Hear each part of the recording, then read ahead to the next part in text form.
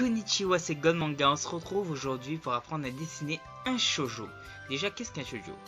Un shoujo est une bande dessinée japonaise, ou un manga plutôt, destinée aux filles. Contrairement au shonen, qui est destiné aux garçons, les shonen traitent le plus souvent d'amour, de musique, tout ça. La plupart du temps, le rôle de la fille est de trouver un amoureux ou de chanter, tout ça. Voilà.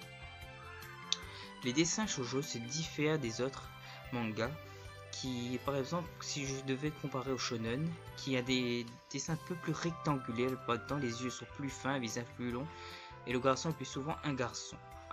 Des exemples Dragon Ball, Naruto, Reborn, etc. Pour le shoujo, exemple Kilari, Prepara, ou même Pichi Pichi Pitch.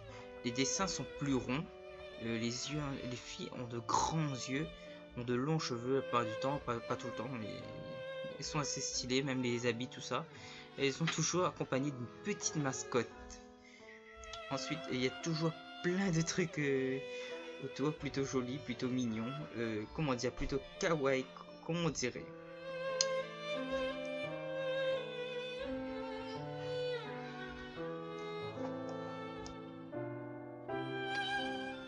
Dans le manga shoujo, la plupart du temps, les personnages font beaucoup de grimaces et on retrouve beaucoup de chibi, c'est-à-dire des personnages super déformés avec de grosses têtes, tout ça, qui pleurent à chaudes larmes.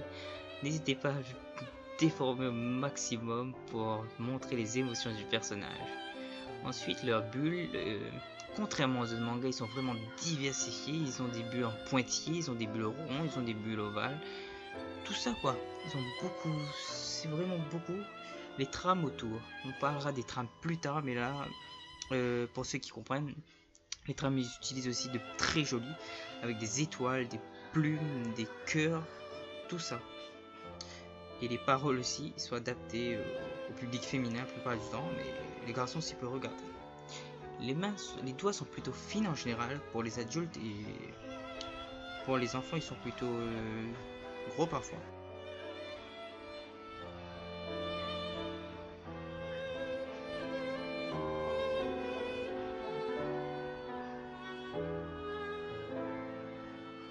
Là, pensez à bien marquer les traits du visage. Voilà. Là, j'ai voulu faire une petite créature assez kawaii dans ses bras. Et ma caméra, malheureusement, a cessé de filmer. Où il y a une petite ellipse. Je referai un tuto dessus, de toute façon, voilà. Je voulais faire en sorte qu'elle tienne l'animal dans ses mains. Enfin, sa créature.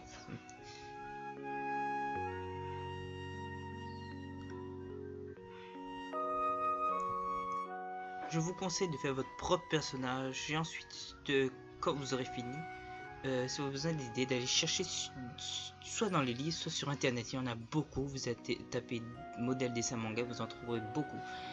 Même il y a plein de youtubeurs qui font des vidéos dessus, tels que Zoe-chan ou même Tutodro, et même des youtubeurs anglais, tout ça. Et même voilà. Un détail important quand vous dessinez, si vous voulez vous inspirer, c'est de trouver par exemple son caractère de personnage. Si elle est gentille, elle est coléreuse, elle est dépressive, elle est folle, elle est hystérique, elle est... Je sais pas s'il y a un déré, une tsundere, une kundere, tout ça. Ça d'ailleurs je ferai une autre vidéo dessus pour vous expliquer les différences de ça.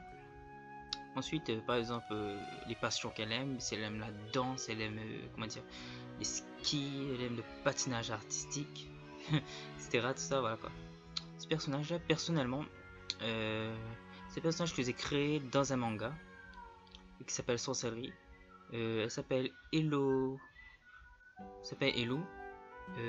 ou Livia si vous préférez, qui est dans la réalité une jeune fille et aussi une youtubeuse aussi, qui est aussi cette chaîne d'ailleurs, voilà, et que je voulais faire ici, que j'ai d'ailleurs improvisé, car au début c'était juste un dessin comme ça, et peu à peu, voilà, c'est devenu comme ça, voilà.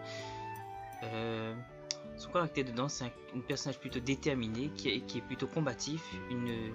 C'est une sorcière, là elle est sur une apparence humaine. C'est une apprentie sorcière, elle est sur une apparence humaine, voilà.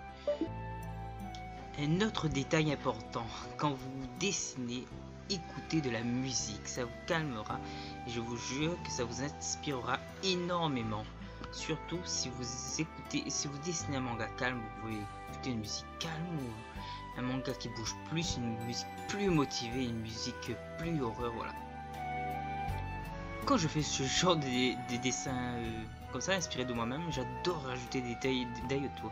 J'ai fait plein d'étoiles et j'ai fait un bento qui est une boîte à repas au Japon, voilà. J'ai fait les baguettes dedans, bien sûr. Là, les baguettes ne sont pas plantées car c'est un signe de mal poli au Japon. Ce qui est écrit dessus, c'est en hiragana, une écriture japonaise. Bien sûr, pour les écrire, il y avait une fiche derrière moi que j'ai pris lettre par lettre, voilà, qui signifie konnichiwa, c'est-à-dire bonjour en japonais. Voilà. En dessous, je vais faire un petit chibi qui montre son côté gourmand. Voilà. Pour ceux qui adorent le japonais, je vous conseille d'aller sur la chaîne de Julien. Je sais plus vraiment Julien comment, mais je connais qui fait des cours. Tapez quoi de japonais tout simplement. Voilà. Voilà le résultat.